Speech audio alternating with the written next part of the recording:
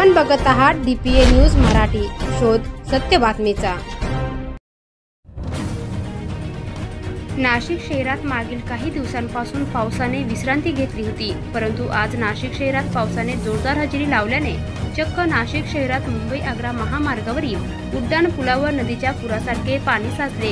या अचानक साचलेल्या पाण्यामुळे महामार्गावरील अनेक वाहन चालकांची तारांबळ उडाली।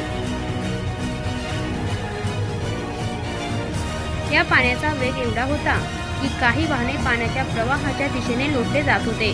कृपया अशा अचानक आलेल्या पुरामुळे कोणीही त्या पाण्यातून आपली वाहने टाकू नये, जेणेकरून आपल्यासह सोबत असलेल्या प्रवाशांचे जीव धोक्यात जातील। DPA न्यूजसाठी प्रतिनिधी विकास पाटील, नाशिक। ताज्या घडामोडी व अपडेट जाणून घेण्यासाठी आताच DPA न्यूज चॅनलला सबस्क्राइब करा आणि बेल आयकॉन क्लिक करायला विसरू नका।